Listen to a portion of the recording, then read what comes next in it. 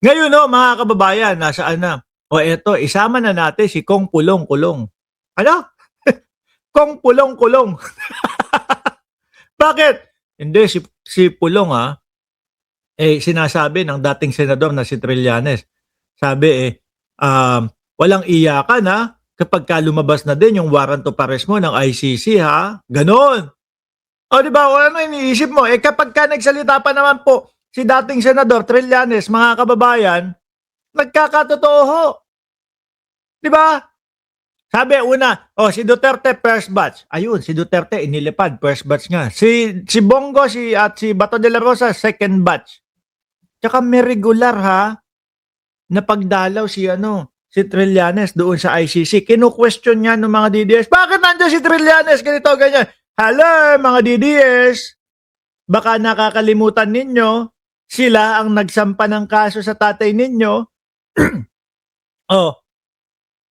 Dati pa lang, nandiyan na yan, di ba, Elvira Gutierrez? 2017 pa lang, pabalik-balik na si Trillanes doon sa ICC. Di po ba? Ngayon, si Kong Pulong-Kulong, Kong Pulong-Kulong.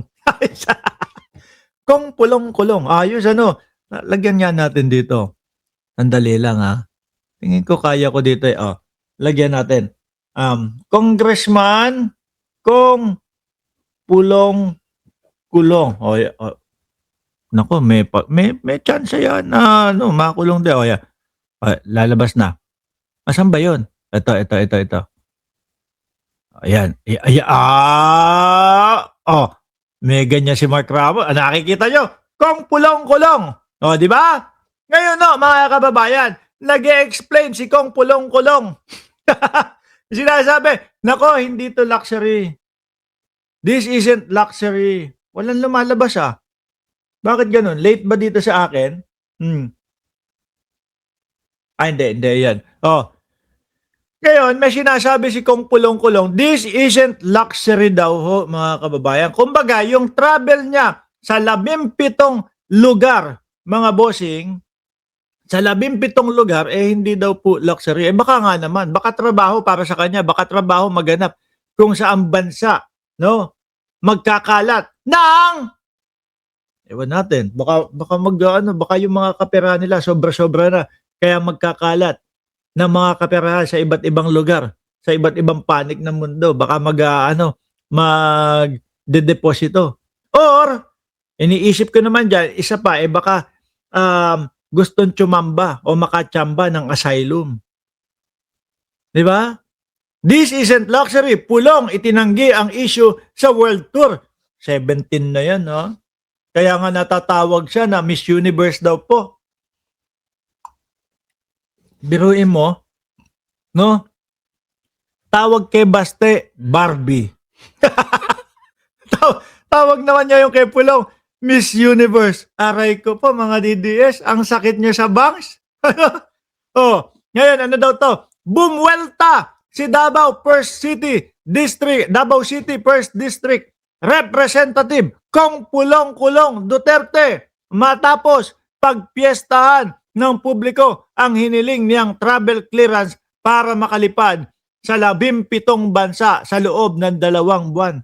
Yaman talaga. Sabi ni Jennifer Senok, sana all Miss Universe. Ikaw naman din, pwede ka naman maging universe. Tingnan mo nga, pagkaganda-ganda mo dyan sa litrato mo.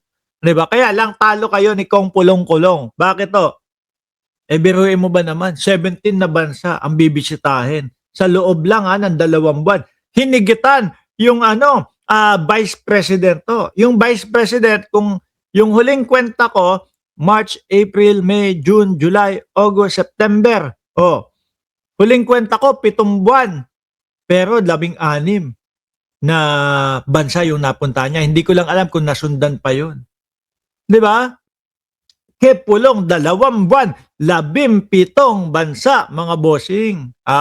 Sa latest Facebook post ni Kong Pulong-Kulong nitong Biyernes, Disyembre 12, sinabi niyang normal practice umano sa pamahalaan na nailagay sa Travel Authority ang mga posibleng stopover o transit lang pala Sama pa ba yun? Hindi.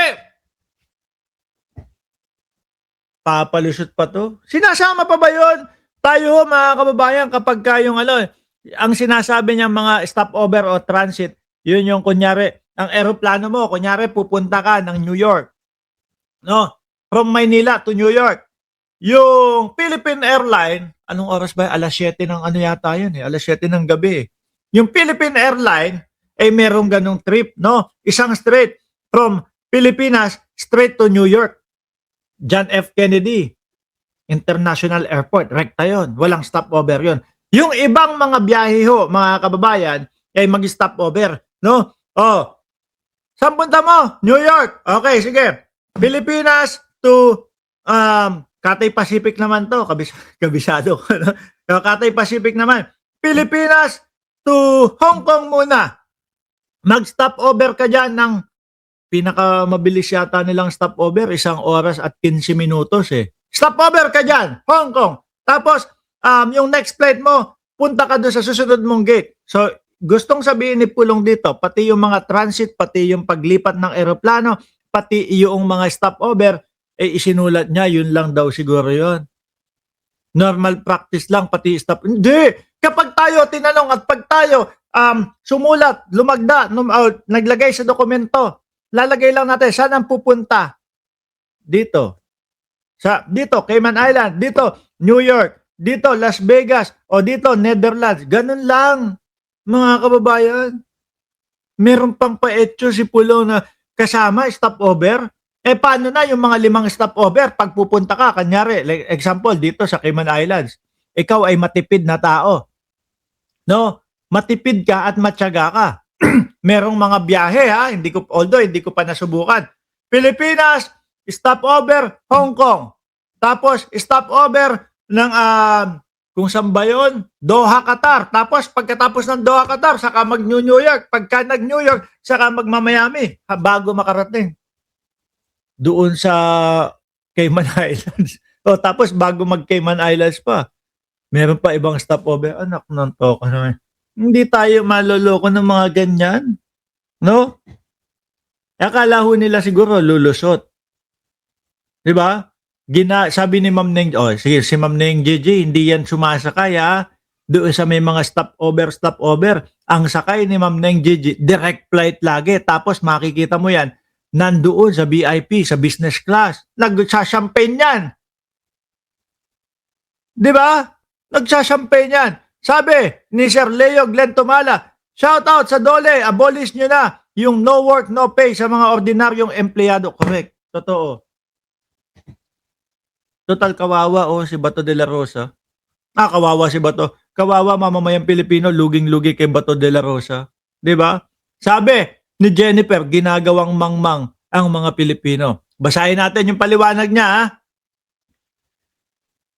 Sasabihin ng mga DDS dito, oo, tama naman si Kung Pulong-Kulong.